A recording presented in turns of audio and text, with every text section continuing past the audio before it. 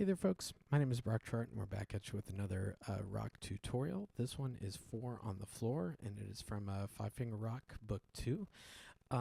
This song is a bunch of fun. It kind of reminds me of bands like the White Stripes or Jet, and it's just both of those bands have a lot of simplicity, especially or like the Black Keys, especially like the Black Keys and the White Stripes. Those are bands that are really made up of like two primary musicians. For the Black Keys, it's the lead singer and guitarist is the same person, and then it's the drummer. It's kind of the same situation for the White Stripes. But it's just, I mean, they are one of the, best rock bands, I think. So I really like them. And so it's kind of, this song is an ode to them. And your left hand is going to be kind of doing this cool bass line lick, while your right hand is going to be kind of your guitar laying down some power chords. So let's go ahead and get started in the left hand. So your left hand pinky is going to be down here on this lowest G. Now make sure that you're looking, I have a little note there under the very first note. It says left hand is 1 octave lower throughout the tune. So everybody hates ledger lines, myself included, and so just remember, even though it's written in this G, I always like to play that lower G, so it just sounds like a real bass player. So we do have a pickup here, so it'll be 1, 2, 4, 1, 2, 3, and 4, and 2, 3, and 4, and 2, 3, and 4. And so this one is going to be straight eighth notes, so just watch out for that. There's a couple of articulations too. Right on like that beat 1 there, we have that housetop or marcato, and so we're going to kind of accent it, and it'll be a little bit longer, tiny bit longer. It's not as short as like a staccato. We want a little fat, and kind of think, short and fat, but a little more length on that note. And let's check out the right hand. We're going to be doing our chords here, and all of them are going to line up on beat 2. So we're going to have 4, 1, chord, 3 and 4, and 2, 3 and 4, and 2. And so we're starting things out with an A minor chord, and then we're going to be dropping that thumb to a C major, and then I'm going to kind of angle my hand a little bit like into the piano for this D chord and an inversion. Because I have a pinky on a black key, remember, anytime I have a thumb or a pinky, I like to go into the key bed a little bit more, and just makes things easier for my hand. This is a great part if you're having trouble with hand coordination, to maybe just drum right hand while playing left hand. And so we can try that together. 2, 3, 1, 2, 3 and 4, and 2, 3 and 4, and 2, 3 and 4. So I always love drumming exercises, not only in my own practice, but for sure during lessons with my own students. So I love that it just kind of takes the notes out of the equation, and focuses on rhythm, great time, and hand coordination.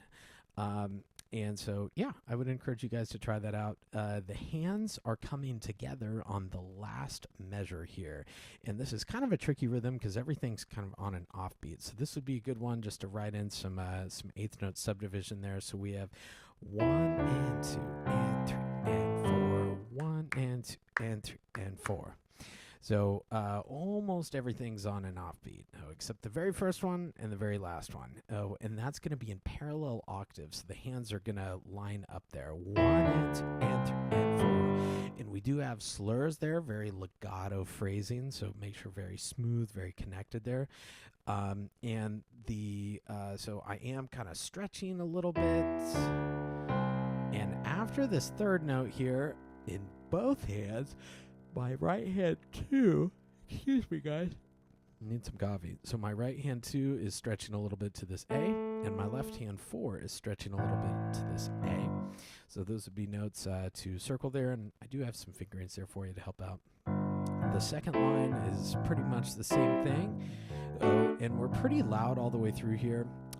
It can be helpful, especially if you're sight reading, to look at the overall shape of the phrase. And what I mean by that, like if you look at measure 4 that we just talked about, it's generally going down. We have this.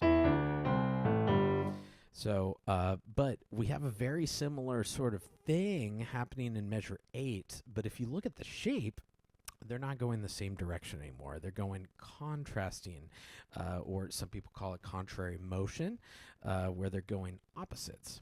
And so even though it's the same rhythm, we're kind of spreading out a little bit. And so we both have a D, and then my right hand's going to go up, my left hand's going to go down, and then we're going to keep going, G, A.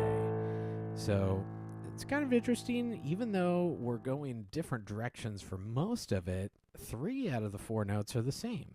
So it's really only the second one, so we're just kind of using octave displacement to kind of create the illusion that we're going 2 different ways.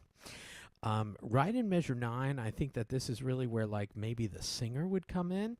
And so your left hand is, still grooving out on these chords, but watch out, they're very like specific rhythms. Those beat 2s, 1, 2, 3 and 4 and 2, 3 and 4 and 3 and 4 and 1 and 2 and 3 and 4. And so it's kind of a conversation between, maybe the singer and the band. And so we've got band, singer, band, singer, band, singer, and then here it's going to be that's kind of, our band is doing that in measure 4, it's doing it in measure 8, measure 12, and measure 16 ahead. So that little is always kind of the period at the end of that sentence. So very similar in 13. Let's skip ahead to next page. We've seen this before. This is kind of like our intro. Now here in measure 25, we're going to come down really, really soft. So it's kind of all of a sudden. So we're going to drop down to a piano here, and I'm going to go ahead and put the pedal down. 2, 3, 4, 1, 2, 3, 4, 1, 2, 3. So, and these are really fun moments during like rock shows where they, kind of will start really soft and then build and build and build, and then we'll do it again and build and build and build and build. So it's just a huge, way to kind of do tension or kind of of just, kind of building tension throughout a long phrase. So, and waiting for that huge moment where everything resolves. And so that left hand is just doing eighth notes, and I'm just going to barely touch it. So especially eighth notes that low on the piano with the pedal down, I really don't have to play hardly anything for those to sound. So yeah, just be careful about hand balance here. The right hand is the melody. 2, 3, 4, 1, 2, 3, 4, 1, 2, 3, 4, 1, 2, and 3, and 4.